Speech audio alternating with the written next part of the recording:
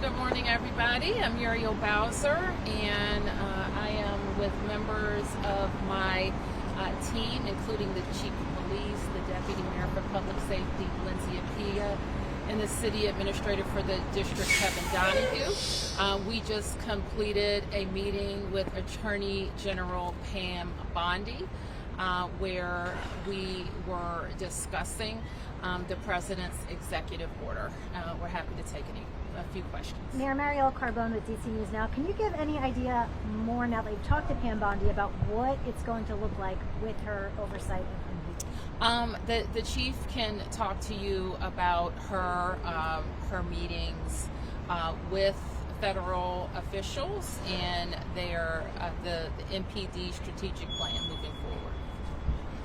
Thank you, Madam Mayor. So I had the opportunity yesterday and this morning to meet with Mr. Terry Cole, who's the administrator from the DEA, and also Mr. Gadai Staralto, called Gaddy from the U.S. Marshal. He's the director of the U.S. Marshal. And we have been working collaboratively. I think this is going to be a good effort. It's going to be an effort that's supported by both teams, the Metropolitan Police Department as well as our federal partners. As you know, we work daily with them. What we've done at this point is we have provided the team, the administrator, with a strategic plan on how we will provide resources around our city. I think it's something that is doable. We know that we have to get illegal guns off of our street, and if we have this influx or enhanced presence, it's going to make our city even better. Chief, what's your role in all this? I am the Chief of Police for the Metropolitan Police Department, and being the Chief of Police, I am certainly the one who champions to ensure that we reduce violent crime across our city. That is why the mayor appointed me to do that job, which is why you've seen the reduction in crime across our city. This effort will only help us enhance and build upon that. Are you responding? Are you answering to Terry Cole? I answer to Mayor Muriel Bowser. Chief, Let me just say this: let us not have any controversy with that, okay? Because I know people want to build upon and create division. We're here to work together with our federal partners, and that's what we're going to do.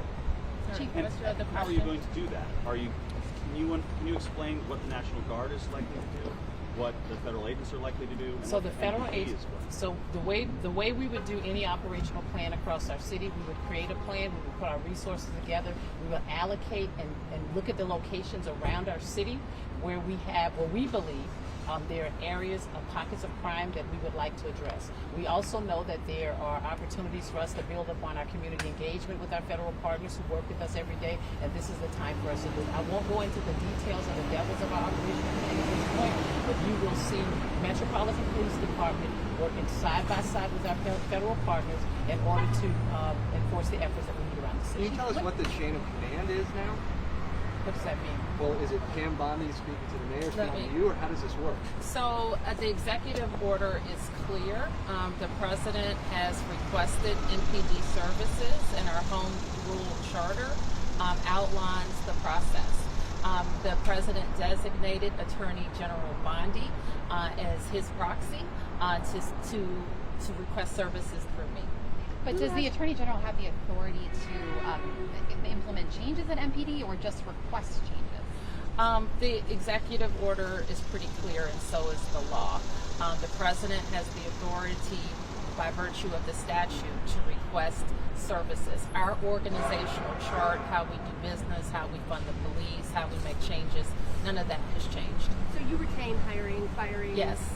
Mayor Bowser, you've had some time to think about it since yesterday. How do you sum up how this has played out, where you didn't know about this before it was announced?